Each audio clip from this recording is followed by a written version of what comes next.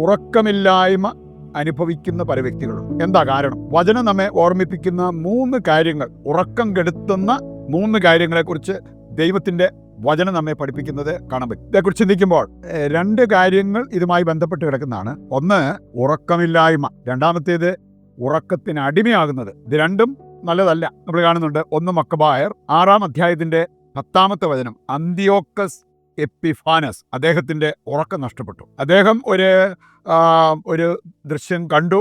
അതേ തുടർന്ന് അദ്ദേഹത്തിന്റെ ഉറക്കം നഷ്ടപ്പെട്ടതായിട്ട് അവിടെ പറഞ്ഞിരിക്കുന്നത് കാണാൻ പറ്റും. സുഭാഷിതങ്ങൾ 20:13 വചനം എടുക്കുമ്പോൾ ഉറക്കത്തിന് അടിമയാകരുത് എന്ന് പറഞ്ഞിരിക്കുന്നത് അവിടെ നമുക്ക് കാണാൻ പറ്റും. അതുകൊണ്ട് ഇത് രണ്ട് എക്സ്ട്രീംസ് ആണ്. ഒന്ന് ഉറക്കമില്ലായ്മ, രണ്ടാമത്തേത് ഉറക്കത്തിന് അടിമയായി മാറുക. അത് നല്ലതല്ല എന്നുള്ളത് ദൈവം നമ്മെ വചനത്തിലൂടെ ഓർമ്മിപ്പിക്കുന്നുണ്ട്. 2 സംഭവങ്ങൾ ഞാൻ ഓർക്കുകയാണ്. ഒന്നൊരു വ്യക്തിയെക്കുറിച്ച് പറയപ്പെട്ടത്, ഒരു 6 മാസത്തോളമായിട്ട് അവർ ഉറങ്ങിയിട്ടില്ല. എനിക്കത് വിശ്വസിക്കാൻ പറ്റാത്തൊരു കാര്യം പോലെ തോന്നി. അവർ പറഞ്ഞ് വല്ലപ്പോഴും ഈ കസേരയിലേക്ക് ഇരിക്കുമ്പോൾ ചെറുതായിട്ടൊന്ന് തൂങ്ങിപ്പോയെങ്കിൽ അത്രേ ഉള്ളൂ, അല്ലാതെ കിടന്നൊരു സുഖനിദ്ര അവർക്ക് ഒരു 6 മാസമായിട്ടില്ല. പക്ഷെ അവർ പറഞ്ഞത് അവരുടെ കാര്യങ്ങളെല്ലാം നടക്കുന്നുണ്ട്. ഇനി ഉറക്കമില്ലായ്മയുടെ പേരിൽ അവർക്ക് വലിയ ക്ഷീണമോ ഒന്നും ചെയ്യാൻ മേലാത്ത അവസ്ഥയോ അതൊന്നും ഉണ്ടായിട്ടില്ല. രണ്ടാമതൊരു വ്യക്തിയെക്കുറിച്ച് പറയപ്പെട്ടത് ഏതാണ്ട് 16, 17, 18 മണിക്കൂർ വരെ ഉറങ്ങുന്ന ഒരു വ്യക്തി. അവരുടെ വീട്ടുകാർ തന്നെ പറഞ്ഞത് അത് വലിയൊരു കാര്യമാണ്. കാരണം പ്രായമായ ആ ഒരു വ്യക്തി,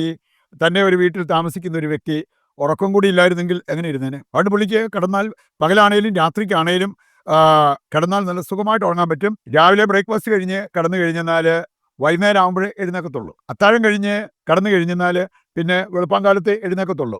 അങ്ങനെ മണിക്കൂറുകൾ, 18 മണിക്കൂർ വരെ ഉറങ്ങാൻ സാധിക്കുന്ന ഒരു വ്യക്തി എന്നാണ് അവർ സൂചിപ്പിച്ചത്. അത് വലിയൊരു അനുഗ്രഹമാണ്. നമുക്കിനി ഏതാനും ചില കാര്യങ്ങൾ, ഈ ഉറക്കമില്ലായ്മയ്ക്ക് കാരണമാകുന്ന 3 കാര്യങ്ങൾ ദൈവവചനം പ്രത്യേകം നമ്മെ പഠിപ്പിക്കുന്നുണ്ട്. അതിൽ ഒന്നാമത്തെ കാര്യം ദൈവമില്ലായ്മ. നമുക്ക് നമ്മുടെ ജീവിതത്തിൽ ദൈവത്തെ നമ്മൾ മാനിക്കുന്നില്ല എങ്കിൽ ഉറക്കമില്ലായ്മ ഉണ്ടാകാം. ഇതിന് നല്ലൊരു തെളിവാണ് സങ്കീർത്തനം 3 5-ാമത്തെ വചനം വായിക്കുമ്പോൾ നമ്മൾ കാണുക. സങ്കീർത്തനം 3:5, ഞാൻ ശാന്തനായി കിടന്നുറങ്ങും, ഉണർന്നെഴുന്നേൽക്കും, കാരണം ഞാൻ കർത്താവിന്റെ കരങ്ങളിലാണ്. എനിക്ക് അവിടെ ദൈവ സാന്നിധ്യം, ദൈവത്തിന്റെ കരങ്ങളിൽ ഉറങ്ങുന്ന, ജീവിക്കുന്ന ആ ഒരവസ്ഥ. അതുകൊണ്ടാണ് സങ്കീർത്തനം പറയാൻ സാധിച്ചത്, സുഖമായിട്ട് ഞാൻ കിടന്നുറങ്ങും, ഞാൻ ഉണർന്നെഴുന്നേൽക്കും, കാരണം ഞാൻ കർത്താവിന്റെ കരങ്ങളിലാണ്. വീണ്ടും നമ്മൾ കാണുന്നുണ്ട് സങ്കീർത്തനം 4-ാം അധ്യായം 8-ാമത്തെ വചനം കൂടി എടുത്താൽ, ഞാൻ പ്രശാന്തമായി കിടന്നുറങ്ങും, കാരണം കർത്താവ് എനിക്ക് സുരക്ഷിതത്വം നൽകുന്നു. ഈ സുരക്ഷിതത്വം അനുഭവിക്കാത്തവർക്ക് ഇൻസെക്യൂരിറ്റി ഫീലിംഗ്, അരക്ഷിതത്വം അനുഭവപ്പെട്ടേക്കാം. അങ്ങനെയുള്ളിടത്താണ് ഉറക്കമില്ലായ്മയൊക്കെ വരിക. ഒരു കാര്യം പറഞ്ഞിരിക്കുന്നത്, സുഖനിദ്രയ്ക്ക് ഉപകരിക്കുന്ന 2 കാര്യങ്ങളുണ്ട്. ഒന്ന് സ്നേഹമാകുന്ന മെത്തയിൽ കിടക്കുക, രണ്ടാമത്തേത് ശുദ്ധ മനസാക്ഷിയാകുന്ന തലയിണ ഉപയോഗിക്കുക. എന്ന് പറഞ്ഞാൽ നമ്മുടെ ജീവിതത്തിൽ സ്നേഹക്കുറവുണ്ടെങ്കിൽ അത് പരിഹരിക്കുക. നമ്മുടെ മനസാക്ഷിയെ ശല്യപ്പെടുത്തുന്ന രീതിയിലുള്ള പാപങ്ങളോ പാപാവസ്ഥകളോ നമ്മുടെ ജീവിതത്തിൽ കിടപ്പുണ്ടെങ്കിൽ, കുറ്റബോധമൊക്കെ കിടപ്പുണ്ടെങ്കിൽ അതിൽ നിന്ന് മോചനം പ്രാപിക്കുക. അപ്പോൾ നമുക്ക് സുഖനിദ്രയ്ക്ക് അത് സഹായിക്കും. രണ്ടാമത്തെ കാര്യം, ഉറക്കം കെടുത്തുന്ന രണ്ടാമത്തെ കാര്യമാണ് പാപം നമ്മുടെ ഉറക്കം കെടുത്തും എന്നുള്ളത് ദൈവത്തിന്റെ വചനം നമ്മെ ഓർമ്മിപ്പിക്കുന്ന കാര്യമാണ്. സഭാപ്രസംഗൻ 5:12 വായിച്ചാൽ അവിടെ പറഞ്ഞിരിക്കുന്നത്, അമിത സമ്പാദ്യം ഉറക്കം കെടുത്തും. ചിലർക്ക് ധനമോഹം തലയ്ക്ക് പിടിച്ച് കാശയെന്നുള്ള ചിന്ത അമിതമായിട്ട് അവരുടെ തലയ്ക്കകത്ത് കയറിയിട്ടുണ്ടെങ്കിൽ ഉറക്കമില്ലായ്മ വരാം. പ്രഭാഷകൻ 31:20 വചനം വായിച്ചാൽ, അമിത ഭക്ഷണം ഉറക്കം കെടുത്തും. മിതമായിട്ട് ഭക്ഷിക്കുന്നവർക്കാണ് സുഖനിദ്ര ലഭിക്കുന്നത് എന്ന് ദൈവത്തിന്റെ വചനം നമ്മെ ഓർമ്മിപ്പിക്കുന്നത് കാണാൻ പറ്റും. വീണ്ടും സങ്കീർത്തനം 32 ആദ്യ വചനങ്ങൾ എടുക്കുമ്പോൾ, പാപം മൂലം വന്ന കാര്യങ്ങൾ, എൻ്റെ ശരീരം ക്ഷയിച്ച് ഞാൻ തളരുന്നു, അങ്ങനെയുള്ളിടത്ത് എങ്ങനെ ഉറക്കം കിട്ടും? സംഖ്യ 32:23 വായിച്ചാൽ അവിടെ പറഞ്ഞിട്ടുണ്ട്, നിന്റെ പാപം നിന്നെ വേട്ടയാടുമെന്ന് നീ അറിഞ്ഞുകൊള്ളുക. അതുകൊണ്ട് തന്നെ ആ പാപത്തിന്റെ സാന്നിധ്യം നമ്മുടെ ജീവിതത്തിൽ കിടന്നാൽ ഉറക്കം കെടാനുള്ള സാധ്യത വളരെയേറെയാണ്. ദാനിയേൽ 5-ാം അധ്യായം 1 മുതൽ വായിക്കുമ്പോൾ, ബൽഷാസർ, നമുക്കറിയാലോ, ഒരു ദേവാലയം കൊള്ളയടിച്ച് അവിടുന്ന് കൊണ്ടുവന്ന പാത്രങ്ങളിൽ അവന് വിരുന്നിൻ്റെ സമയത്ത് വീഞ്ഞൊഴിച്ച്, മദ്യം ഒഴിച്ചൊക്കെ കുടിക്കുന്നതിനെക്കുറിച്ച് നമുക്ക് കാണാൻ പറ്റും. അപ്പോഴാണ് ഒരു വിരൽ അവിടെ പ്രത്യക്ഷപ്പെട്ടത് അവൻ കാണുന്നു. അത് ചുവരിൽ എന്തോ എഴുതുന്നു. ഈ രാജാവിന് സംഭവിച്ച കാര്യം അവിടെ പറഞ്ഞിട്ടുണ്ട്, ചിന്താധീനനായി. രണ്ടാമത്തെ കാര്യം, അവൻ്റെ കൈകാലുകൾ കുഴഞ്ഞു. മൂന്നാമത്തെ കാര്യം, കാൽമുട്ടുകൾ കൂട്ടിയിടിച്ചു. എനിക്ക് അവൻ്റെ പാപം മൂലം അവൻ്റെ ജീവിതത്തിൽ വന്ന അവസ്ഥ. ഇങ്ങനെയൊരു അവസ്ഥയിൽ ഒരു കാരണവശാലും അവന് സുഖനിദ്ര ഉണ്ടാകില്ല എന്നുള്ളത് നമുക്ക് മനസ്സിലാക്കാൻ പറ്റും. മർക്കോസ് 6-ാം അധ്യായം 16 മുതൽ വായിക്കുമ്പോൾ ഹെറോദേസ് കുറ്റബോധത്തോടെ അവൻ വിളിച്ചു പറയുന്നൊരു കാര്യം, അവനും അവൻ്റെ സ്വസ്ഥതയും സുഖനിദ്രയും ഒക്കെ നഷ്ടപ്പെട്ടു.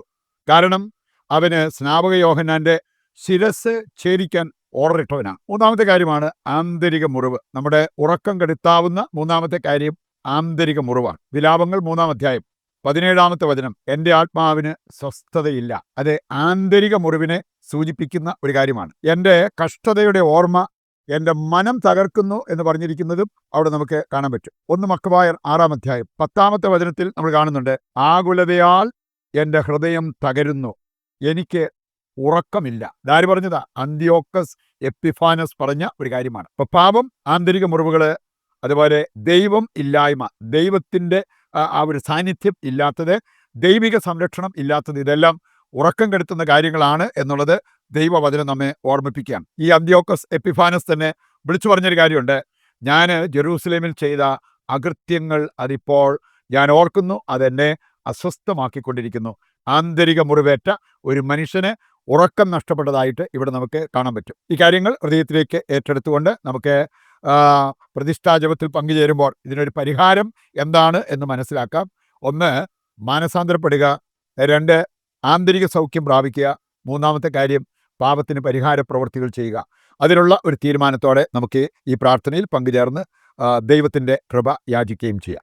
നിന്റെ ജീവിതം കർത്താവിന് ഫലമേൽപ്പിക്കുക, അവിടുന്ന് നിന്നെ നോക്കിക്കൊള്ളും എന്നരുൾ ചെയ്ത ദൈവമേ, ഞങ്ങളെയും ലോകം മുഴുവനെയും ഇന്നത്തെ ഞങ്ങളുടെ എല്ലാ വ്യാപാരങ്ങളെയും ഞങ്ങൾ അങ്ങയുടെ തിരുഹൃദയത്തിൽ പ്രതിഷ്ഠിക്കുന്നു. ഞങ്ങൾ ഇന്ന് നേരിടുന്ന എല്ലാ പ്രയാസങ്ങളിലും പ്രതിസന്ധികളിലും അങ്ങ് ഇടപെടണമേ. ഞങ്ങളുടെ എല്ലാ പ്രശ്നങ്ങൾക്കും പരിഹാരം അങ്ങാണെന്നും അങ്ങിലാണെന്നും യേശുവേ നാഥ ഞങ്ങൾ ഏറ്റുപറയുന്നു. ഇന്ന് ഞങ്ങൾ ധ്യാനിച്ച വചന വെളിച്ചത്തിൽ ഞങ്ങളുടെ ജീവിതം നവീകരിക്കാനും പുനരാരംഭിക്കാനും ഞങ്ങൾക്ക് വരമരുളണമേ. ഞങ്ങളുടെ ആവശ്യങ്ങൾ നിറവേറ്റി തരണമേ. ഞങ്ങളെ പാപത്തിൽ വീഴാതെ കാക്കണമേ. ആമേൻ. ഇന്നത്തെ നമ്മുടെ എല്ലാ ആവശ്യങ്ങളെയും കർത്താവിന്റെ കരങ്ങളിൽ ഏൽപ്പിച്ചുകൊണ്ട് താഴ്ന്ന സ്വരത്തിൽ ദൈവത്തെ സ്തുതിച്ചുകൊണ്ട് ദിവ്യകാരുണ്യത്തിന്റെ ആശീർവാദം സ്വീകരിക്കുവാൻ നമുക്ക് ഒരുങ്ങാം. യേശുവേ നന്ദി. Hallelujah, hallelujah, hallelujah, hallelujah. കർത്താവേ, ഞങ്ങളെ ഏറ്റെടുക്കണമേ. ഞങ്ങളുടെ എല്ലാ ആവശ്യങ്ങളും ഏറ്റെടുത്ത് അതെല്ലാം നിറവേറ്റി തരണമേ. യേശുവേ നന്ദി, യേശുവേ സ്തുതി.